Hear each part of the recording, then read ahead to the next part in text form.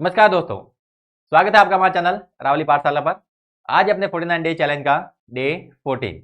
आज हम अपनी जो दूसरी टेस्ट सीरीज है उसको समाप्त करने वाले हैं, जिसके अंदर हमने 6 फिल इन द ब्लैंक्स और 12 1 मार्क्स के क्वेश्चन पढ़े हैं।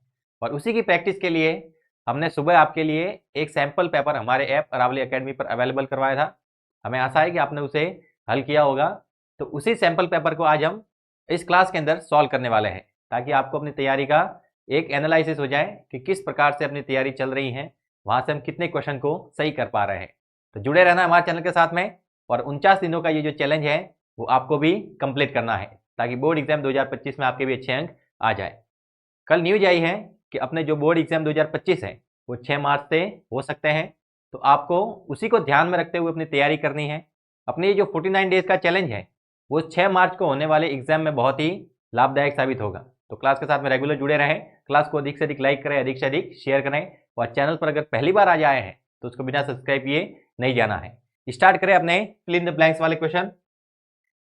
अपने पास ये 6 फिल इन द ब्लैंक्स के क्वेश्चन है। पहला सवाल है कि समांतर श्रेणी 3 8 13 253 ये अंतिम पद है। काय कि इसका अंतिम पद से 20वां पद क्या होगा। यानी अब की बार एपी का आगे से पद नहीं पूछा है, पीछे से पद पूछा है।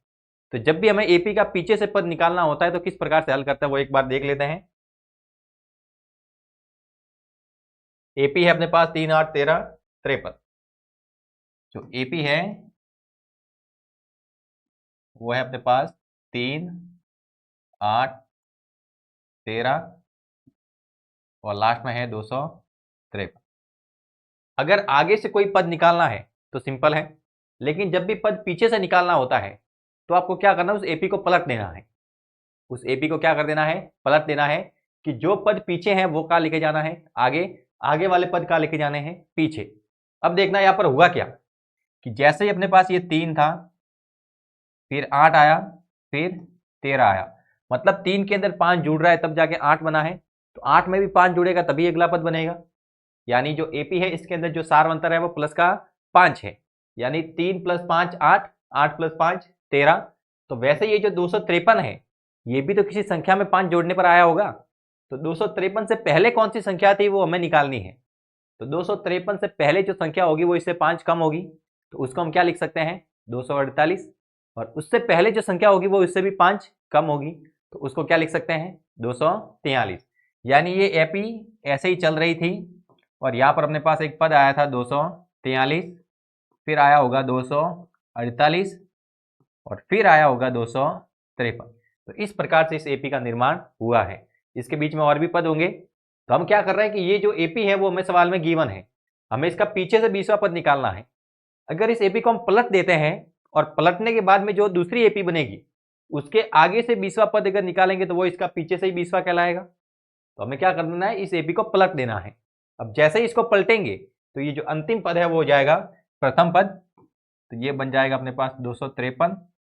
फिर उसके बाद में क्या आ जाएगा, 248, फिर आ जाएगा 243, और लास्ट में जाकर आएगा अपने पास 3। यानी जब भी हम एपी को पलटते हैं तो होता क्या है देखना है। यहां पर अगर इस एपी की बात करें तो ए बराबर कितना था, 3 था। ए एन बराबर कितना था, 253 था। और डी का मान यानी सार अंतर कितना था, 5।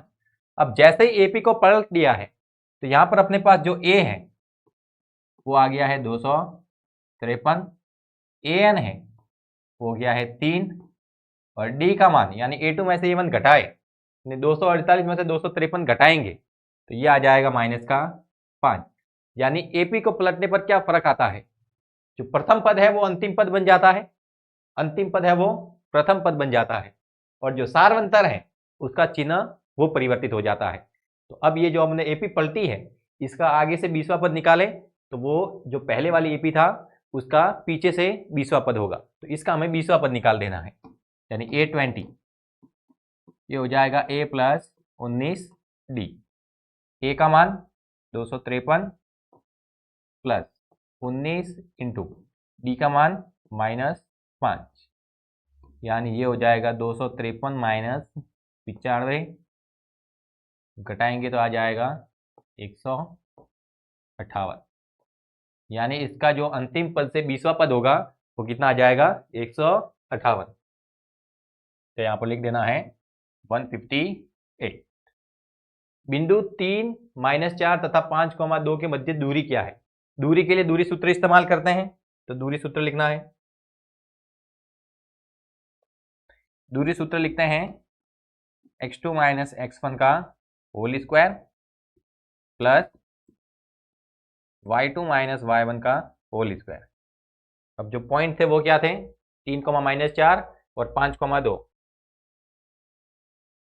3, -4 और 5,2। तो इसको हम कहेंगे x1 y1 और इनको कहेंगे x2 y2। वैल्यू पुट कर दें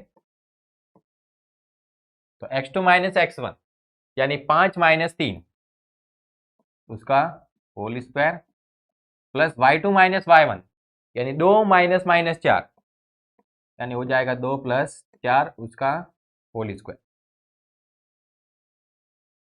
5 - 3 2, 2 का स्क्वायर 4 हो जाएगा। 2 + 4 6, 6 का स्क्वायर 36। तो ये अपने पास आ जाएगा √40। √40 को क्या लिख सकते हैं? इसको लिख सकते हैं 4 × 10 और जो √4 है वो हो जाएगा अपने पास 2। तो आप चाहे तो इसको 2√10। अब इकाई के रूप में पीछे मात्रक लिखना है, इकाई लिख सकते हैं, मात्रक लिख सकते हैं। तो दूरी कितनी आई? आप चाहे तो यहाँ पर √40 लिखे या फिर 2√10 लिखे। 5 - 3 का स्क्वायर 2 - -4 का स्क्वायर, तो 5 - 3 2 हो जाएगा, 2 का स्क्वायर 4 और 2 + 4 हो जाएगा 6, 6 का स्क्वायर 36। 36 4 ऐड करेंगे तो आएगा √40 और जिसको हम लिख सकते हैं 2√10। यहाँ पीछे लिख देना है इकाई या फिर मात्रक। 1 + tan² 30 का मान क्या है? 1 + tan² 30। 1 + tan² 30 degree. tan 30 की वैल्यू होती है अपने पास 1/√3 और ये हो गया उसका स्क्वायर यानी 1 + 1/3 ऐड करेंगे तो हो जाएगा 4/3। केवल आपको वैल्यू पता होनी चाहिए, ये सवाल आपके आराम से हो जाएंगे। यदि किसी गोले की त्रिज्या r हो तो अर्धगोलीय ठोस का आयतन, यानी अर्धगोले का आयतन पूछा है। अर्धगोले का क्या पूछा है? आयतन, जिसकी त्रिज्या कितनी है? Small r। तो जो अर्धगोले का आयतन है वो हम लिखते हैं 2/3 πr³। r है वो स्मॉल r के रूप में लेना है, तो ये हो जाएगा 2/3 πr³। अगला है प्रेक्षण 7, 5, 6, 8, 7, 6, 9, 6, 3, 7, 11, 7। इसका बहुलक क्या है? अब देखें तो यहाँ पर जो अंक सबसे अधिक बार आते नजर आ रहे हैं वो है 6 और 7। तो देख लेना 6 कितनी बार आ रहा है, 7 कितनी बार आ रहा है। 6 और 7 को देख लेना है। 6 1 2 3 यानी 6 आ रहा है 3 बार। 7 1 2 3 4, 7 आ रहा है 4 बार। इसके अलावा 5 है वो 1 बार, 8 है वो 1 बार, 9 है 1 बार, 3 है 1 बार, 11 है 1 बार। यानी सबसे अधिक बार कौन आ रहा है? 7 आ रहा है। 7 की बारंबारता सबसे अधिक है, तो इसका जो बहुलक है वो हो जाएगा 7। अगला है प्रथम 10 विषम संख्याओं का समांतर माध्य क्या है? यानी स्टार्ट की जो 10 विषम संख्या है उनको जोड़ना है और 10 का क्या देना है? भाग, क्योंकि प्रेक्षणों का योग बटे प्रेक्षणों की संख्या, तो 1 से लेकर 10 तक ऐड करना है। 1 + 2 + 3 +, देखिएगा संख्या कौन सी है? विषम संख्या है, माफ कीजिए, यानी हमें विषम संख्याओं को ऐड करना है। तो ये हो जाएगी 1 + 3 + 5 + 7 + 9 + 11 + 13 + 15 + 17 + 19। 1 2 3 4 5 6 7 8 9 10, यानी प्रेक्षणों का योग कर दिया। और प्रेक्षण है कितने? 10 हैं, तो 10 का देना है भाग। अगर सभी को ऐड करें तो 1 और 3 4, 4 5 9, 9 7 16, 16 और 9 25, 25 11 36, 36 13 49, 49 15, ये हो जाएगा 54 10 64, 64 और 17 71, 81, 81 और 19, यानी ये हो जाएगा 100। ऐड करेंगे तो 100 आएगा और फ्रैक्शनों की संख्या 10 है। भाग दिया तो माध्य कितना आ गया? 10 आ गया। यानी यहाँ पर माध्य कितना लिख देंगे? 10। अच्छे सवाल है, एग्जाम के अंदर कोई भी पूछा जा सकता है। आगे अपने पास 1 मार्क्स के क्वेश्चन है। काय लघु वृत्तखंड का क्षेत्रफल ज्ञात करने का सूत्र लिखिए। यानी हमें वृत्तखंड का क्षेत्रफल ज्ञात करना है। वृत्तखंड का क्षेत्रफल ज्ञात करना है। उसके लिए क्या करेंगे कि अगर हम किसी वृत्तखंड की बात करें तो वृत्तखंड बना ही देते हैं।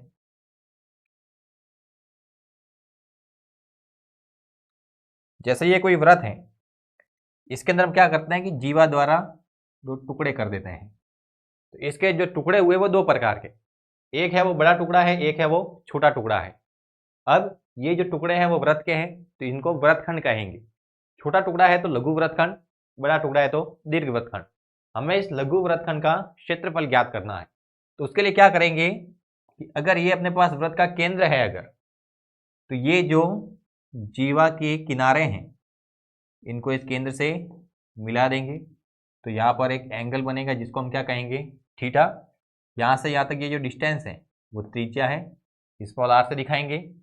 तो जैसे ही हमने यहाँ पर ये जो जीवा के सिरे वो केंद्र से मिलाए तो अपने पास ये जो शेप बना है ये अपने पास एक त्रिज्य खंड है। ये जो शेप बना है ये क्या है? त्रिज्य खंड। इसके अंदर से अगर मैं ये त्रिभुज जो ऊपर बना हुआ है उसको घटा दूं, इस पूरे के अंदर से इस त्रिभुज को क्या कर दें? घटा दें, तो ये नीचे वाला जो वृत्तखंड है वो आ जाएगा। तो वृत्तखंड के लिए क्या करना पड़ेगा? इस त्रिज्य खंड के अंदर से ये त्रिभुज घटाना पड़ेगा। तो लिख सकते हैं त्रिज्य खंड का क्षेत्रफल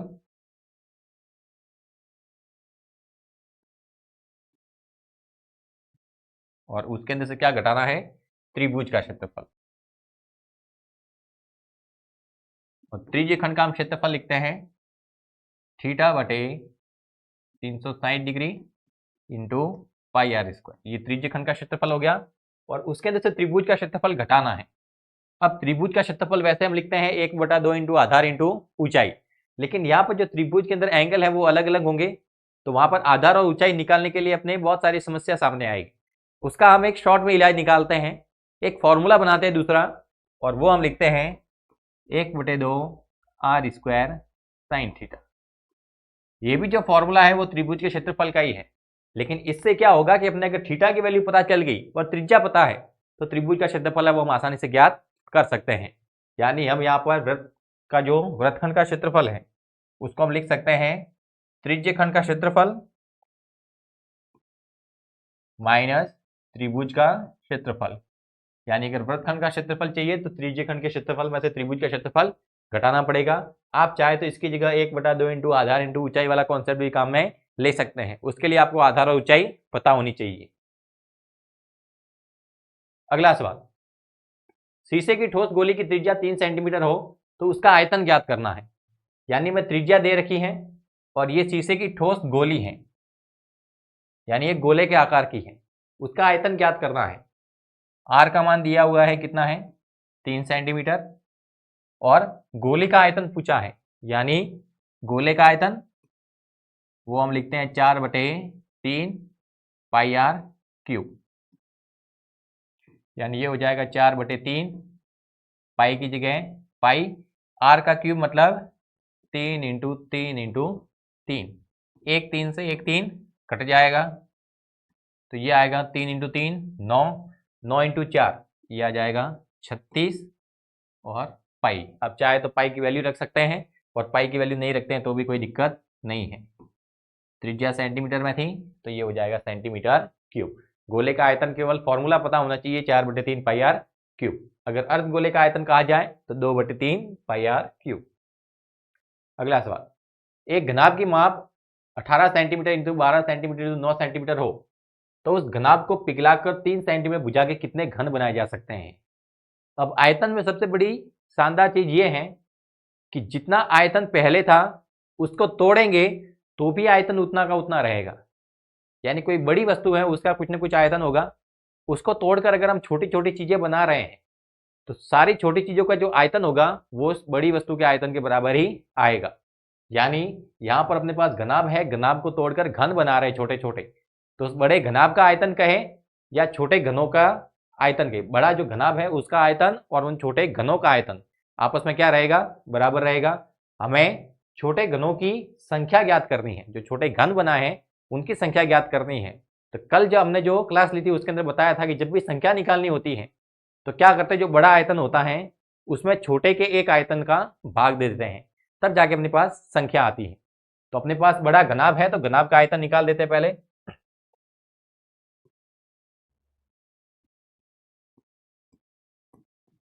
घनाभ का आयतन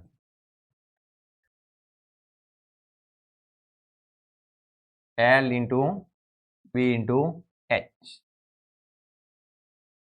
माप है 18 इंटू 12 इंटू 9, गुणा करें 18 इंटू 12 इंटू 9, 12 नम 108, 108 और 18 का गुणा करना है।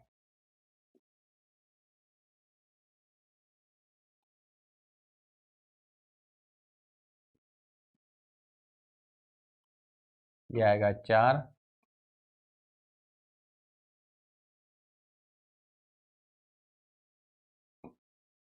14 का 4 हासिल 1, 8 और 1 9, 19 44 सेंटीमीटर क्यूब। यानी ये आ गया अपने पास घनाभ का आयतन। अब जो घन बना रहे हैं उसकी भुजा 3 सेंटीमीटर है, घन है उसकी भुजा कितनी है, 3 सेंटीमीटर है। तो घन का आयतन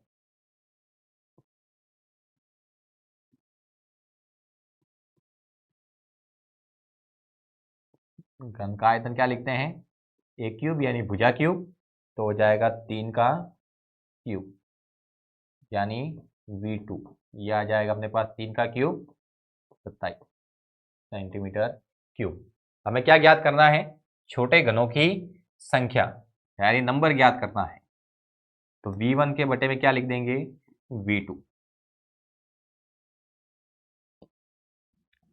आयतन है 19, 44 और बटे में आ जाएगा 27। 3 से काटे, ये कटा 9 बार, 3 छिंग 18, 1 बचेगा, 3 चौक 12, 2 बचेगा, 3 अठे 24। 9 से काटे, ये कटेगा अपने पास 9 सते 63, 1 बचेगा, 9 दूनी 18।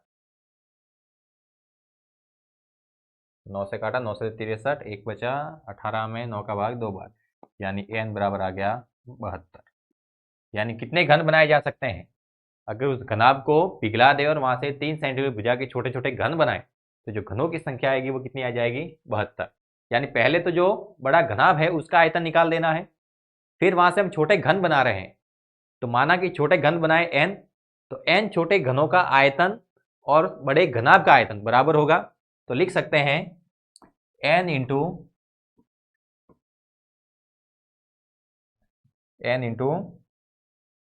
घन का आयतन यानी n घनों का आयतन बराबर घनाभ का आयतन। n का मान ज्ञात करना है तो ये घन का आयतन बटे में आ जाएगा, तो हो जाएगा घनाभ का आयतन बटे में घन का आयतन। तो घनाभ के आयतन में घन के आयतन का क्या देना है, भाग, और हमने वही किया है। घनाभ का आयतन V1 लिखा, उसके अंदर घन के आयतन यानी V2 का क्या दे दिया है, भाग दे दिया है। तो अपने पास घनों की संख्या आ गई है। अगला सवाल, एक बेलन के आधार की परिधि 121 सेंटीमीटर तथा ऊंचाई 7 सेंटीमीटर हो तो बेलन के वक्र पृष्ठ का क्षेत्रफल ज्ञात करना है। अगर बेलन को देखें तो उसका जो आधार है वो वर्ताकार होता है और उसकी परिधि पूछी है, यानी जो नीचे वर्ताकार भाग है उसकी परिधि यानी वृत्त की परिधि वो कितनी है, 121 सेंटीमीटर, यानी 2 पाई आर बराबर दिया हुआ है 121 सेंटीमीटर। समझने की चीज है कि बेलन का आधार बोला, बेलन का आधार है वो वृत्त के आकार का होता है और उसकी परिधि यानी वृत्त की परिधि, तो वृत्त की परिधि होती है 2 पाई आर, वो कितनी दे रखी है 121 सेंटीमीटर, और ऊंचाई यानी h का मान है अपने पास 7 सेंटीमीटर। बेलन का वक्र पृष्ठ का क्षेत्रफल पूछा है, यानी कर्व्ड सरफेस एरिया, और वो हम लिखते हैं 2 पाई आर एच, यानी उसका जो वक्राकार भाग है उसका क्षेत्रफल पूछा है, तो वो हम परिधि को h बार जमाने पर ही ज्ञात करते हैं। तो 2 पाई आर एच वो उसका वक्र पृष्ठीय क्षेत्रफल होता है। 2 पाई आर का भी मान पता है, h का मान भी पता है, दोनों को रख देना है। तो इसकी जगह तो आ जाएगा 121 और इसकी जगह आ जाएगा 7, केवल गुणा कराना है। 7 एकम 7, 7 दूनी 14 का 4 हासिल 1, 7 एकम 7 और 1 8, यानी 847 सेंटीमीटर स्क्वायर। ये आ जाएगा उस बेलन का वक्र पृष्ठीय क्षेत्रफल। अगला सवाल, एक शंकु की त्रिज्या व ऊंचाई 7 सेंटीमीटर और 24 सेंटीमीटर है, उसकी तिर्यक ऊंचाई ज्ञात करनी है। अब शंकु की जो तिर्यक ऊंचाई है उसके लिए हम डायरेक्ट फॉर्मूला याद रखते हैं, root r square plus h square. तो आर और एच के मान दे रखे हैं, केवल रख देने हैं। आ जाएगा 7 का स्क्वायर प्लस 24 का स्क्वायर। तो 7 का स्क्वायर 49, 24 का स्क्वायर 576, ऐड करेंगे तो 625, यानी तिर्यक लंबाई आ जाएगी 25 सेंटीमीटर। आपको ये सीधे से कॉन्सेप्ट पता होना चाहिए कि जो तिर्यक ऊंचाई है या तिर्यक लंबाई है उसको हम लिखते हैं root r square plus h square. इसको हमने काफ़ी बार आपको हल करके बताया है कि किस प्रकार से ये तिर्यक लंबाई निकालते हैं। एक बार आप वापस देख सकते हैं कि जैसे अपने पास ये कोई शंकु है, यहाँ से यहाँ तक ये शंकु की क्या कहलाएगी, ऊंचाई कहलाएगी। यहाँ से यहाँ तक ये त्रिज्या कहलाएगी, और यहाँ पर 90 का कोण होगा, तो इसके सामने वाली जो भुजा है, 90 के कोण के सामने वाली भुजा क्या कहलाती है, कर्ण, यानी ये कर्ण है। और इसको हम क्या बोलते हैं, तिर्यक लंबाई, यानी एल। यानी कर्ण स्क्वायर बराबर लिखते हैं आधार स्क्वायर प्लस लंबी स्क्वायर। कर्ण की जगह क्या है, एल, तो एल का स्क्वायर। आधार की जगह अगर हम कहें कि ये लंबवर्तीय बेलन है, यानी ये जो वृत्ताकार भाग है वहां पर लंब है, तो ये जो h है वो उसका आधार हो जाएगा। तो हो जाएगा h का स्क्वायर और l का स्क्वायर यानी लंब का स्क्वायर। लंब क्या है, r, तो r का स्क्वायर। स्क्वायर हटाएंगे तो क्या आ जाएगा, अंडर रूट। तो लिख सकते हैं under root h square plus r square, और इसी को हमने यहाँ पर काम में लिया है। तो l बराबर डायरेक्ट आप याद रख सकते हैं under root r square plus h square. तो एल, आर और एच तीनों में से अगर कोई दो माप पता है तो तीसरी माप को कैलकुलेट कर सकते हैं। अगला सवाल, प्रेक्षण 15, 12, 20, 22, 17, 18, 10, 25 का माध्यक ज्ञात करना है, और माध्यक के लिए पहले उनको आरोही क्रम में जमाना पड़ेगा। पहले क्या करेंगे, आरोही क्रम में जमा देंगे। सबसे छोटी संख्या हमें नजर आ रही है यहाँ पर 10, लिख दी 10। 11 नहीं है 12 है, तो लिख दिया 12। 13 नहीं है 14 नहीं है 15, 15 है। 16 नहीं है, 17 है 18 है, तो 17, 18। 19 नहीं है 20 है, आ जाएगा 20। फिर 22 और 25। ये हमने उन प्रेक्षणों को आरोही क्रम में जमा दिया है। अब n का मान देखते हैं कि भाई प्रेक्षण है कितने। 1, 2, 3, 4, 5, 6, 7, 8, यानी n बराबर 8 है, यानी सम है। तो जब भी n बराबर सम होता है तो हम माध्यक ज्ञात करने के लिए क्या करते हैं, एक पद तो निकालते हैं n/2 और एक उसके आगे वाला, यानी n/2 प्लस 1वां पद। दोनों को जोड़ देते हैं और जोड़कर 2 का भाग देते हैं। तो n/2वां पद यानी 8/2वां पद, 8/2 कितना आ जाएगा, 4, यानी हो जाएगा 4वां पद। और उसके आगे वाला n/2 प्लस 1वां यानी 4 प्लस 1 यानी 5वां पद। तो चौथा और 5वां पद जोड़ना है और 2 का भाग देना है। तो चौथा पद 1, 2, 3, 4, 17 और 5वां है 18। तो 17, 18 जोड़ देना है, 2 का भाग देना है। 17 प्लस 18/2 आएगा 35/2 और भाग दिया तो आ गया 17.5 और यही अपने क्या कहलाएगा, माध्यक। अगर इसकी जगह n विषम होता तो डायरेक्ट लिखते हैं n+1/2 वापस। अगला सवाल, यदि किसी बंटन की उच्च सीमा 40 तथा निम्न सीमा 15 हो तो उसका परिसर ज्ञात करना है। जब भी हमें परिसर ज्ञात करना होता है तो अपने पास जो भी प्रेक्षण होते हैं उसकी उच्च सीमा में से निम्न सीमा हम घटा देते हैं। उच्च सीमा में से निम्न सीमा क्या कर देते हैं, घटा देते हैं। जैसे ही उच्च सीमा में से निम्न सीमा घटाई अपने पास सीधा परिसर आ जाएगा। उच्च सीमा है 40, निम्न सीमा है 15, 40 में से 15 घटाया कितना आ गया, 25, यानी परिसर कितना आ जाएगा, 25। अगर इसकी जगह वर्ग चिन्ह पूछे, इसकी जगह क्या पूछा जाए, वर्ग चिन्ह, तब क्या करना है, उच्च सीमा और निम्न सीमा दोनों को जोड़ देना है और सीधे से 2 का भाग देना है। तो वो हो जाएगा फिर 40 + 15/2, 50 55, 55/2, तो ये आ जाएगा 27.5। अगर डायरेक्ट ये वर्ग अंतराल के रूप में लिखा हुआ है जैसे 15 40, तो ये जो आगे वाली संख्या है वो निम्न सीमा है और ये जो पीछे वाली संख्या है ये उच्च सीमा है। तो परिसर ज्ञात करना है तो उच्च सीमा में से निम्न सीमा घटा देनी है। 40 में से 15 घटाएंगे 25 आ जाएगा। वर्ग चिन्ह ज्ञात करना मतलब इसका मध्यमान ज्ञात करना है। वर्ग चिन्ह को मध्यमान भी कहते हैं, ये ध्यान रहे।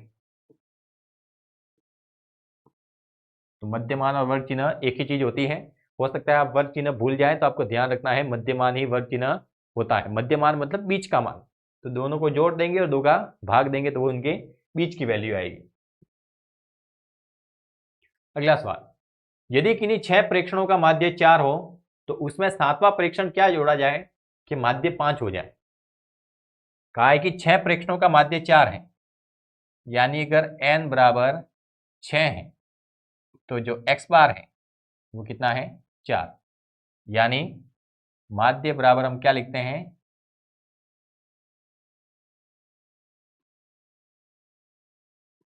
प्रेक्षणों का योग बटे प्रेक्षणों की संख्या, यही माध्य का फॉर्मूला होता है। तो माध्य दे रखा है कितना, 4। प्रेक्षणों का योग हमें पता नहीं है, प्रेक्षणों का योग ये हम नहीं जानते। बटे में प्रेक्षणों की संख्या पता है कि प्रेक्षण 6 है तो बटे में आ जाएगा 6, भाग में उधर जाएगा तो गुणा में, यानी जो प्रेक्षणों का योग है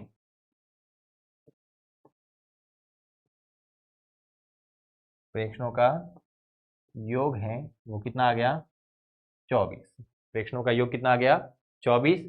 आगे कहा है कि उसमें 7वां प्रेक्षण क्या जोड़ा जाए कि माध्य 5 हो जाए, यानी इसके अंदर एक प्रेक्षण और जोड़ना है।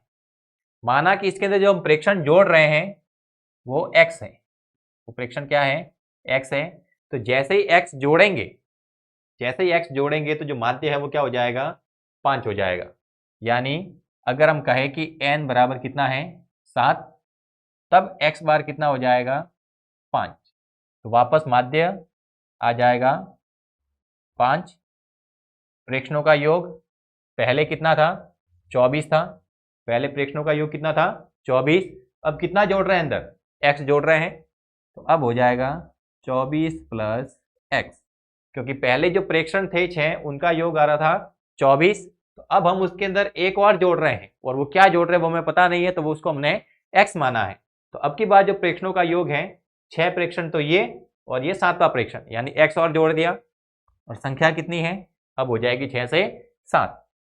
उधर गुणा होगा तो 35 बराबर 24 + x, प्लस का 24 उधर जाएगा तो माइनस का, तो 35 - 24 बराबर x, यानी x का मान आ गया 11। यानी हम अंदर जो 7वां प्रेक्षण जोड़ रहे हैं वो कितना है, 11 है। अच्छा सवाल है, अगर कुछ अच्छे लेवल का प्रश्न बनाना चाहेंगे तो इसको शामिल किया जा सकता है। अगला सवाल, केंद्रीय प्रवृत्ति के किन्हीं 3 मापों के नाम लिखने हैं। अब केंद्रीय प्रवृत्ति के हम 3 माप पढ़ते हैं। एक होती है माध्य, एक पढ़ते हैं बहुलक, और एक हम पढ़ते हैं माध्य। माध्य, बहुलक, माध्य। और केंद्रीय प्रवृत्ति की माप क्या होती है कि वो अपने पास संख्या जो पूरे ग्रुप को रिप्रेजेंट करे, जो पूरे ग्रुप को रिप्रेजेंट करेगी, पूरे ग्रुप का जो भी कैरेक्टरिस्टिक है उसको दिखाएगी, वो केंद्रीय प्रवृत्ति की माप कहलाएगी। और वो अपने पास 3 तरीके से आती है। सबसे इसके अंदर जो उपयुक्त है वो माध्य है, क्योंकि माध्य है वो प्रत्येक प्रेक्षण पर आधारित होता है। जब भी माध्य ज्ञात करते हैं तो प्रत्येक प्रेक्षण को शामिल करते हैं, प्रत्येक प्रेक्षण के साथ में उसका कोई न कुछ लेना देना होता है। लेकिन जब बहुलक और माध्यक ज्ञात करते हैं तब वहां पर प्रत्येक प्रेक्षण की सहायता नहीं ली जाती, बाकी सारे प्रेक्षणों को बिल्कुल साइड कर दिया जाता है और माध्य के अंदर केवल जो बीच वाली वैल्यू है वही लेते हैं। बहुलक के अंदर जो वैल्यू सबसे अधिक बार आ रही है उसी को लिखा जाता है, शेष वैल्यू का कोई लेना देना नहीं होता है। यानी जो सबसे उपयुक्त होगा वो क्या होगा, माध्य होगा। अगला सवाल, एक पासे को एक बार फेंका जाता है तो पासे पर 2 व 6 के मध्य स्थित कोई संख्या प्राप्त करने की प्रायिकता क्या है। अगर पासे को एक बार फेंका गया है तो कुल परिणाम फिक्स हो जाएंगे, कितने आएंगे, 6 की पावर 1, तो कुल परिणाम बन जाएंगे अपने पास 6, यानी बटे में 6 आएगा, ये हो गया कंफर्म। घटना क्या बोली है, 2 व 6 के मध्य स्थित संख्या, तो 2 व 6 के बीच में क्या आती है, 3, 4, 5, यानी घटना के परिणाम कितने हो गए, 3। घटना के जो परिणाम है वो कितने आ गए, 3। घटना के परिणाम आ गए 3 और कुल परिणाम है 6। प्रायिकता ज्ञात करनी है, फॉर्मूला लिखते हैं, घटना के परिणाम बटे में कुल परिणाम, 3/6, काटेंगे तो प्रायिकता आ जाएगी 1/2। वैसे आपको पूछा जा सकता है कि जब एक पासे को उछालते हैं तो विषम संख्या आने की प्रायिकता क्या रहेगी। अब पासे को एक बार उछाला है तो बटे में 6 आएगा, ये फिक्स हो गया। अब विषम संख्या मतलब 1, 3 और 5, यानी 3/6। सम संख्या आने की प्रायिकता 2, 4, 6, यानी 3/6। उसकी भी प्रायिकता आएगी 1/2। ध्यान रखना है कि सम संख्या आने की प्रायिकता, विषम संख्या आने की प्रायिकता, 2 व 6 के मध्य स्थित कोई संख्या आने की प्रायिकता, सबके लिए मान 1/2 रहेगा। यहाँ पर सबसे अच्छा सवाल ये बनता है कि सम अभाज्य संख्या आने की प्रायिकता क्या है। तो 1 से 6 तक अपने पास पासे के अंदर जो भी संख्या है उसमें जो सम अभाज्य संख्या है वो केवल 2 है। और अगर हम सभी संख्याओं की भी बात करें तो अपने पास सम अभाज्य संख्या केवल एक ही है और वो है 2। 2 के अलावा कोई ऐसी सम संख्या नहीं है जो अभाज्य हो। एक अच्छी प्रकार से फेंटी गई ताश की गड्डी में से यदि एक पत्ता यादृच्छा निकाला जाए तो उस पत्ते के तस्वीर वाला पत्ता होने की प्रायिकता क्या है। अब ये जो पत्ता है वो हम ताश की गड्डी से निकाल रहे हैं, यानी कुल परिणाम फिक्स हो जाएंगे। ताश की गड्डी में 52 पत्ते, यानी कुल परिणाम हो गए 52, यानी बटे में 52 लिखना ये अपने कंफर्म है कि बटे में तो 52 ही लिखेंगे। अब घटना क्या है, घटना है तस्वीर वाला पत्ता, तस्वीर वाला पत्ता। घटना है तस्वीर वाला पत्ता। अब तस्वीर किस किस के होती है, गुलाम होता है उसके तस्वीर होती है, यानी चेहरा होता है, बेगम के चेहरा होता है, बादशाह के चेहरा होता है। यानी ये प्रत्येक सेट के अंदर ये जो 3 पत्ते हैं, गुलाम, बेगम और बादशाह, इनके चेहरे होते हैं। तो एक सेट के अंदर 3 पत्ते, टोटल 4 सेट है, तो 3 × 4 पत्ते हो जाएंगे 12, यानी तस्वीर वाले पत्ते कितने होते हैं, 12। प्रायिकता ज्ञात करें तो 12/52, काट सकते हैं, 2 से काटेंगे तो 6/26, 2 से काटें 3/13, यानी तस्वीर वाला पत्ता होने की प्रायिकता आएगी 3/13। तस्वीर वाले पत्ते याद रखने हैं 12 है, यानी प्रत्येक सेट के अंदर 3 तस्वीर वाले पत्ते होते हैं। अब यहाँ पर पूछा जाए कि लाल रंग का तस्वीर वाला पत्ता, तो टोटल जो 12 पत्ते हैं उसमें 6 पत्ते हैं वो लाल रंग के हैं और 6 काले रंग के। पान और ईंट के पत्ते हैं वो लाल रंग के होंगे, हुकुम और चिड़ी के पत्ते काले रंग के होंगे, ये ध्यान रखना है। लास्ट सवाल, एक थैले में 5 सफेद गेंद, 3 लाल गेंद और 2 काली गेंद है। यदि उस थैले में से एक गेंद यादृच्छा निकाली जाती है, गेंद किस में से निकाल रहे हैं? थैले में से। और थैले के अंदर कितनी गेंदें हैं? 5, 3, 8 और 2, 10, यानी कुल परिणाम कितने हो जाएंगे? 10, यानी बटे में 10 आएगा, ये फिक्स हो गया। आप लिख सकते हैं थैले में सफेद गेंद 5, लाल गेंद 3, काली गेंद 2, तो कुल गेंदें हो जाएगी 10, यानी कुल परिणाम हो गए 10। आगे पूछा उस थैले में से गेंद यादृच्छा निकाली जाए तो उस गेंद के लाल नहीं होने की प्रायिकता क्या है? दो तरीके से हल कर सकते हैं कि पहले तो लाल होने की प्रायिकता ज्ञात कर दे और एक में से घटा दे, या फिर ऐसा कहे कि लाल नहीं है यानी सफेद और काली है, तो सफेद और काली होने की प्रायिकता ज्ञात कर देनी है। यानी इस सवाल को दो तरीके से हल कर सकते हैं। तो पहले हम ज्ञात करते हैं लाल गेंद होने की प्रायिकता। लाल गेंद कितनी है? लाल गेंद है 3, तो लाल गेंद होने की प्रायिकता, लाल गेंद होने की प्रायिकता ज्ञात करते हैं पहले। तो वो प्रायिकता हो जाएगी 3/10। फिर लाल गेंद नहीं होने की प्रायिकता, तो एक में से होने की प्रायिकता घटा देनी है, तो 10 - 3/7, यानी ये आ जाएगा 7/10। यानी लाल गेंद नहीं होने की प्रायिकता कितनी आएगी? 7/10। अगर आप डायरेक्ट कहते हैं कि लाल गेंद नहीं है, यानी या तो सफेद है या फिर काली है, तो सफेद और काली टोटल मिलाकर कुल परिणाम कितने हो जाएंगे? कुल सफेद व काली गेंद